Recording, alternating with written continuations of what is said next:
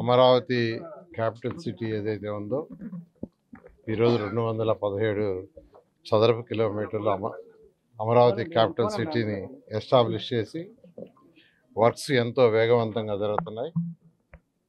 ఈ నేపథ్యంలో ఈరోజు యాక్చువల్గా గౌరవనీయ కేంద్ర ఫైనాన్స్ మినిస్టర్ గారు నిర్మలా సీతారామన్ గారు ఈరోజు 15 ఆర్గనైజేషన్ని, అందులో 13 బ్యాంక్స్ని, 2 నుంచి ఎల్ఐసి లాంటి ఆర్గనైజేషన్ యాక్చువల్గా శంకుస్థాపన చేయడం జరిగింది.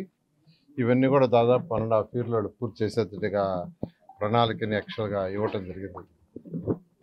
అయితే ఈ నేపథ్యంలో ఈ అమరావతి క్యాపిటల్ సిటీలో ఏదైతే ఈరోజు డెవలప్ చేస్తున్నామో దాంట్లో అనేక యూనివర్సిటీస్ కావచ్చు, తర్వాత స్కూల్స్ కావచ్చు, హోటల్స్ కావచ్చు, డిఫరెంట్ ఆర్గనైజేషన్స్ కూడా సైట్లు ఇచ్చాము.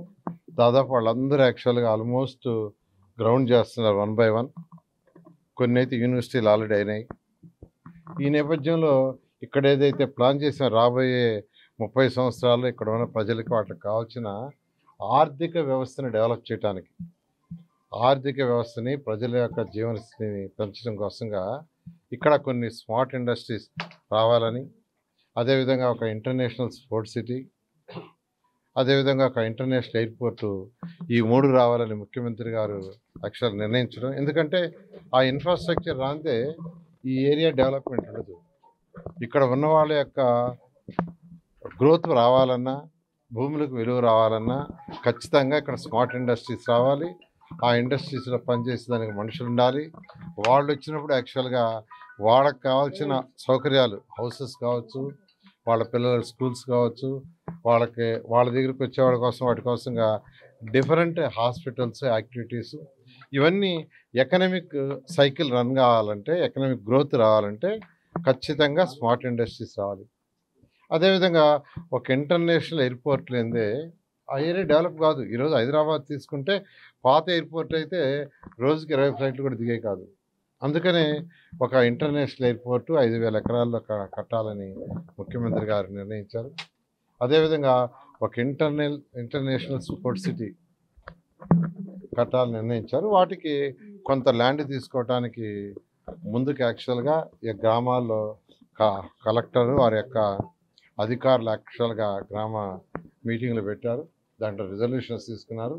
దాన్ని ఈరోజు క్యాబినెట్కి సబ్మిట్ చేసి అందులో ప్రత్యేకంగా ఏదైతే అమరావతి క్యాపిటల్ చుట్టూ ఇన్నర్ రింగ్ రోడ్డు వస్తుందో, ఇన్నర్ రింగ్ రోడ్డుకి మరియు రైల్వే ట్రాక్కి, రైల్వే స్టేషన్కి, తర్వాత ఇంటర్నేషనల్ స్పోర్ట్స్ సిటీకి దానికి సంబంధించి ఈరోజు 16,666 ఎకరాలు, 16,666 ఎకరాలు, 16,666.56 ఎకరాలను యాక్చువల్గా ల్యాండ్ పూలింగ్ తీసుకోవడానికి ఈరోజు క్యాబినెట్ ఆమోదం ముద్దేసింది.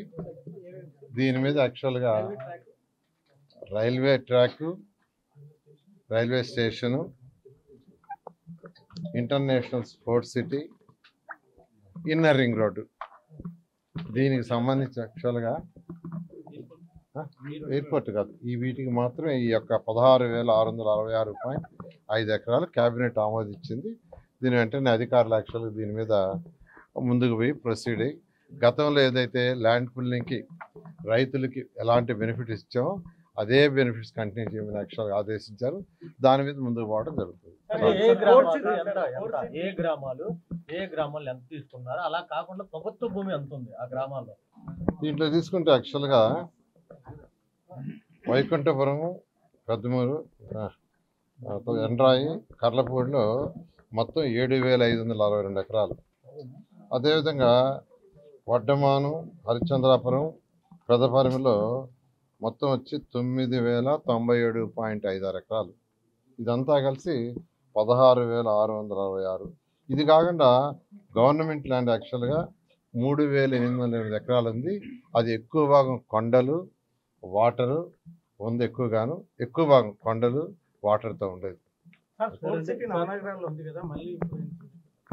దీంట్లో యాక్చువల్గా అంటే స్పోర్ట్స్ సిటీకి చిన్నది అక్కడ పెట్టాం. యాక్చువల్గా ఇప్పుడు ఇక్కడ ఏంటంటే ఒక 2500 ఎకరాల్లో ఒక ఒలింపిక్ గేమ్స్కి మనం కాంపిటేట్ చేసేటట్టుగా ఇంటర్నేషనల్ స్టాండర్డ్లో ఒక స్పోర్ట్స్ సిటీ చేయాలని ముఖ్యమంత్రి గారు నిర్ణయించారు. దాని మీద ముందుకు పోవడం జరుగుతుంది.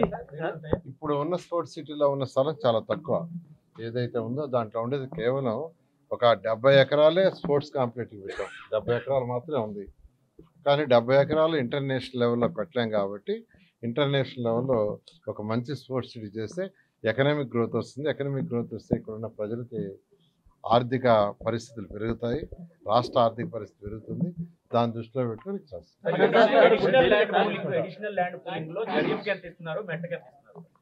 గతంలో ఏదైతే ఇచ్చామో అంటే జరీబ్ అయితే 1000 + 450 చదరపు గజాలు, జరీబ్ కాకుండా ఉంటే 1000 + 250 సేమ్ అదే గతంలో ఏదైతే జీవో ఇచ్చో అదే జీవో ప్రకారం యాన్యుటీ కానీ ల్యాండ్ రేషియో కానీ ఎవ్రీథింగ్ డిటో అలాగే పోతుంది. రెండు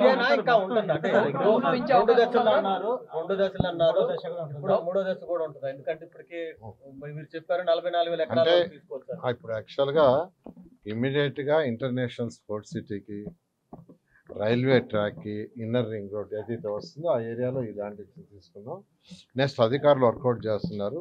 ఎయిర్పోర్ట్కి కానీ ఎయిర్పోర్ట్కి స్మార్ట్ ఇండస్ట్రీస్కి తీసుకోవడానికి కూడా వర్కౌట్ చేస్తున్నారు. త్వరలో దాన్ని కూడా వర్కౌట్ చేసి క్యాబినెట్ తీసుకోవాలి. అది వర్కౌట్ చేస్తున్నారు. వర్కౌట్ చేస్తున్నారు చెప్తారు. ఫుట్బాల్ స్టేడియం ఒకటి ఎంఓయూ వైజాగ్ అయింది కదా, అది కూడా ఇక్కడే అంటే ఇక్కడ కంప్లీట్గా ఎక్స్క్లూజివ్గా ఒక ఇంటిగ్రేటెడ్ ఇంటర్నేషనల్ స్పోర్ట్స్ సిటీ వస్తుంది.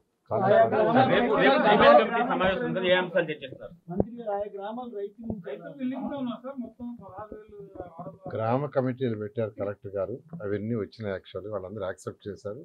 దాని మీదే యాక్చువల్గా ఇవాళ క్యాబినెట్ పెట్టారు. యాక్చువల్గా ఏదైతే గతంలో రైతులు ల్యాండ్స్ ఇచ్చారో వాళ్ళకి 2014-19లో వాళ్ళకి ప్లాట్లు అన్నీ ఇచ్చాము. అయితే కొద్దిమంది యాక్చువల్గా ఆగుండాయి. దానికి అనేక కారణాలు ఉన్నాయి. ఆ కారణాల్లో కూడా మెయిన్గా ఏంటంటే జరీబు నాన్ జరీబ్ అని క్లెయిమ్ చేస్తూ ఒక కొద్దిమంది ఉన్నారు, రోడ్డు హిట్స్ అవుతున్నాయని కొద్దిమంది ఉన్నారు, అదేవిధంగా గ్రామ కంటాల్లో మాకు ఇంకా కొంతమంది ఉన్నారు. వీటన్నిటి మీద ముఖ్యమంత్రి గారు అటు కేంద్ర మంత్రివర్యులు ఎంపీ గారు చంద్రశేఖర్ గారిని, నన్ను, శ్రవణ్ గారిని వాళ్ళందరితో అధికారులతో కూర్చొని డిస్కస్ చేసి ఎవరికన్నా ఎక్స్ట్రాగా ఇచ్చుంటే వాళ్ళ దగ్గర బ్యాక్ తీసుకోమన్నారు. ఎవరికన్నా పొరపాటున అధికారులు కానీ ఇచ్చుంటే దాన్ని వెంటనే వెనక్కి తీసుకోండి. ఎవరికన్నా ఇవ్వాల్సి ఉంటే దాన్ని యాక్చువల్గా 1, 2, 3 సార్లు స్టడీ చేసి ఇవ్వమన్నారు. దాని మీద 1 నెల టైం పెట్టుకున్నాం. 1 నెలలో దాని మీద స్టడీ చేసి డెసిషన్ తీసుకొని ఆ కొద్దిమంది రైతులే, ఎక్కువ మంది కాదు యాక్చువల్గా. ఐ థింక్ ఒక కేటగిరీలో అంతా కలిస్తే ఒక 500 మంది రైతులు ఉంటారు. అసైన్ ల్యాండ్స్ ఆల్రెడీ ప్లాట్లు అలాట్ చేసి రిజిస్టర్ చేయాల, అది రిజిస్ట్రేషన్ స్టార్ట్ చేస్తారు ఆల్రెడీ. సో ఎవరికైతే అసైన్ ల్యాండ్స్ అలాట్ చేసి గతంలోనే 14-19లోనే రిజిస్ట్రేషన్ జరగలేదో దానికి ఇచ్చేయమన్నారు. అదేవిధంగా అసైన్ ల్యాండ్స్ వాళ్ళకి కొంతమందికి అలాట్ చేయాలా. అయితే అసైన్ ల్యాండ్స్ సంబంధించి రాష్ట్రం మొత్తం మీద స్టడీ చేయమని ఒక జిఓఎంఎస్ చేస్తున్నారు.